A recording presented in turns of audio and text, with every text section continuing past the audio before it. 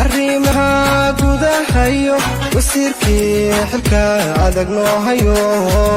caqli iyo aqoon wada socdiyo aragti dheeraada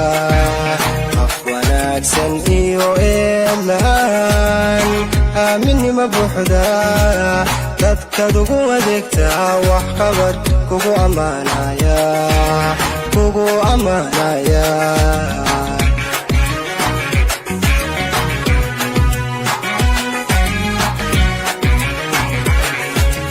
odawa abalkaad gasha lama ilaawanaha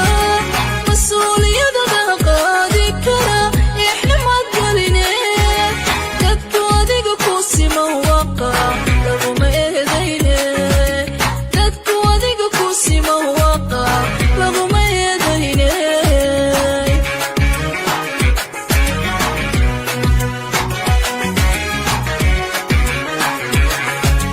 odawa abalkaad gasha lama ilaawana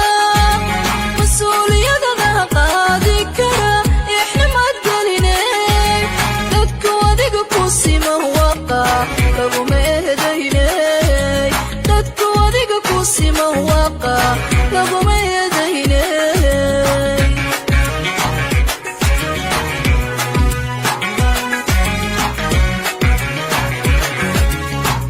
soomaaliyadiga iyo marqura ku wada istaageen abshir baanu wada leenahay idamaliyo guushaada soo noqo laan barinayo ducadu aamiin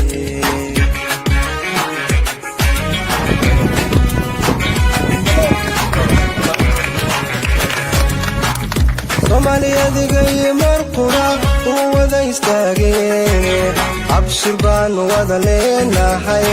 مدعوين مركز على أسامة وعز على إلاسي ومحالي هذا قال يا حلي farxad aad u balaaran ayaa ka muuqato cabdiraxmaan xasan shucaab oo luu garan og yahay sheekha jowhar eheladiisa iyo shacabka jowhar إلى خير إلاسي على إلاسي مركز على أسامة wasiirkii hore wasaaradda arrimaha gudaha xilligii dowladii xasan sheekh maxamuud ahna xildhibaan ka tirsan baarlamaanka Soomaaliya iminkana ah musharax u taagan xilka madaxtinimada ee maamulka Galmudug Cabdiraxmaan Maxamed Xuseen Oduwa ayaa u soo hibeeyay Cabdiraxmaan Xasan Shucaab mooto curyaaminta ay ku socdaan si uu ugu samata baxo dhibaatadii muddo fara badan uu ku jiray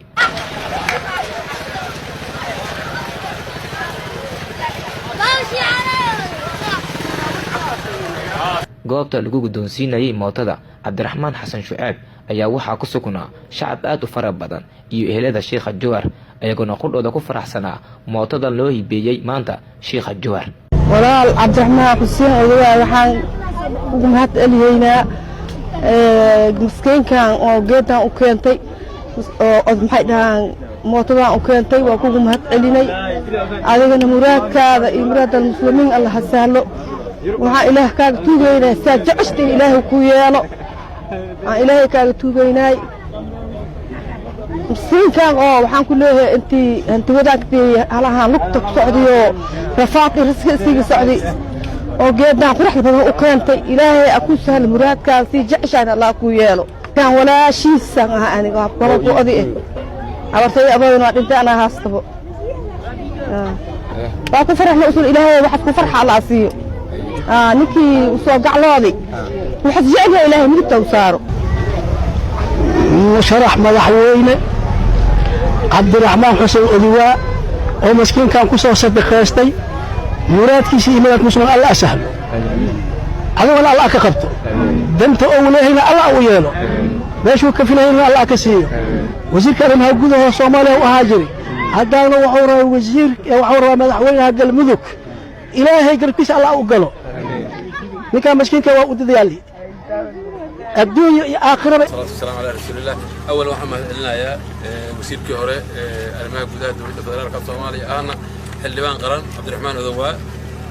حلوان هذا قلمذوب قداميها قلصار قدين لبا مسؤولين تكلون الله سعوده لما بعد صحافة إذا ما دخلوا في الله سعودي أضيالك يدك الديجان كحنجيل بانقول نمت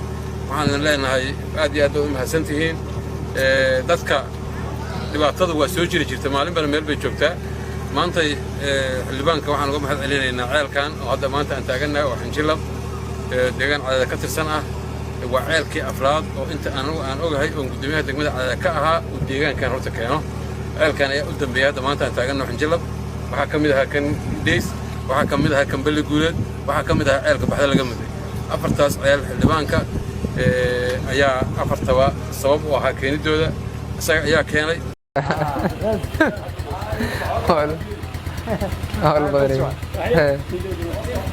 kooyi 10kii bisha December ayay ahayd markii uu baahiyay telefishinka Somali Cable muuqaalka dhibane Macalin Cismaan Abuukar oo qaar ka dambe ee jirkiisa naafo ka ahaa isagoo codsanaya in laga caawiyo mooto uu ku tago masaajidka si uu shanta waqti ee salaada ugu tukado masjidka maadaama uusan awoodin socodka shanta waqtina laakiin socodka intaas ma noqdo ها كلها بقول كنت ها ما الدنيا كده ما كان كلها بقول كنت ما لي مثال ما شاء الله مثال afar maalin kadib waxa codsigiisa Macalin Cismaan Abuukar ka jawaabay xildhibaan Cabdiraxmaan Oduba oo kamid ah xildhibaanada golaha shacabka waxaana maanta lagu wareejiyay Macalin Cismaan Abuukar furaha mootadii uu codsaday hadii aan shalay idin wadaagnay Macalin Cismaan Abuukar oo danay ahayso isla markaana ka murugsan qaabkii uu ku tagi lahaa masaajidka si uu soo tukado shantiisa waqti ee salaada maanta way ka duwan tahay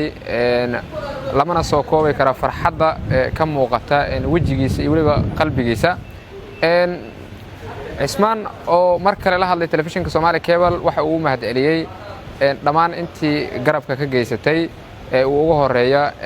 xildhibaan Cabdiraxmaan Oduba soo dhaw waxaad ka warbixisaa dareenkaaga bismillah soo loo hortay ma iskala ilaahay ka soo koomay ma shaqada TV Somali Cable qasam oo halbank inta baasha طلع ولا أضحك تحقيس تحقيس بعدي وعبدالرحمن كمان وما مدمنت عملا أنت عايز وعليا خلص خلاص قصنا وهذا ما اللي كان صاحب كده xildhibaan Oduba oo sidoo kale la hadlay telefishinka Somali Cable dadka Ilaahay wax siiyay uu ugu baaqay in sidan oo kale dadka danta yar ee dhibaataysan ay ka warqabaan marka hore Ilaahay ma iskale runtii nawaafajiyay marka labaad waxaan rabaa inaan mahad celiyo Bariise iyo wariyahan iyo Somali Cable Macalin Cismaan barnaamijkiisa waxaan u maleynaa jimcihii inay ahayd ya social media dad badan oo taageerayaashayda ka mid yaa igu soo mention gariyay ayagoo le xildhibaan waxaan ku naqaanin jecel inuu dadka wax la qabto waxaan rajaynaynaa inaad macalinka wax la qabato marka hore dee macalinka Ilaahay sabar iyo imtixaanka Allah u fududeeyo caafimaadna Allah siiyo marka labaad runtii dee waa dareemi kartaa qof shalay shaqaysanayay oo maanta aan shaqaysan karin iska dhaaf inuu shaqaystee aan guriga ka bixi karin waxaan rajaynaynaa Macalin Cismaan baahidiisa dhan ma dabooli karno laakiin dadaalkeennii in Ilaahay asagana inta ka dhiman uu dhammaystiro adigana wariyaha waxa laga rabaa u kacday oo ah in baahiyada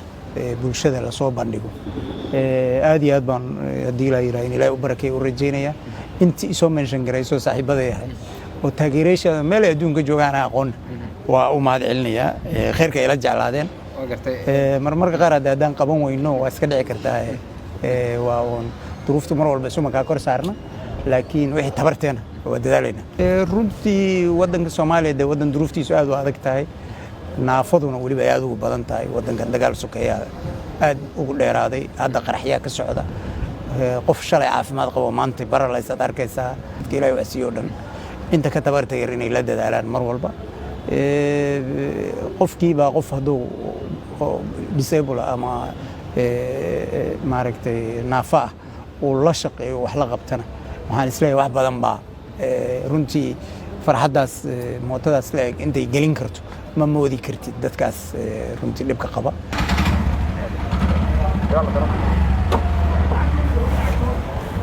ismaan aadan bariisa telefishinka Somali Cable magaalada Muqdisho.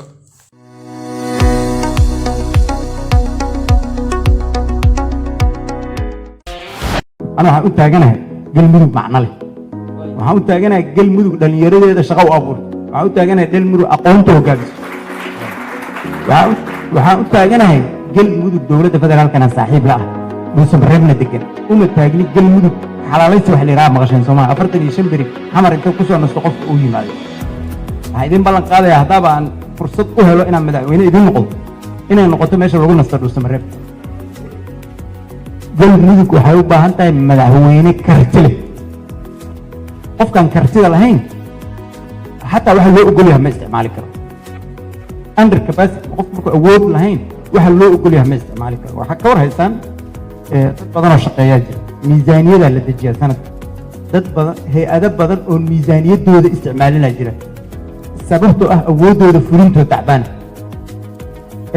مثلا إنسانا مالين دويت دولة فدرال كأه وزير كمالية هشيس بوس هاي هرمرت الدولة ده هوسه أو العقل جوسي ديني أو بنتلان يو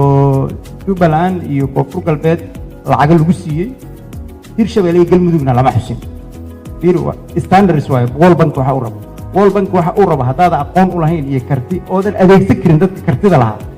العكس وول بنك يطالع عليه وكور هيتان لبدي الدولة قبلت هذا هيرشبيلي يقلمدونا معارض مع الدولة لبدي معارض كو أنا أو اللي باحوا كل هذا العقل وجي أحمد مذوب يدني ما أتحنا هذا كلا هي الدولة كلا ما دحين كل هذا العقل وجي سببته حتى كباسيتي لي أنا قاعد أجرب تين إن كباسيتي ندرس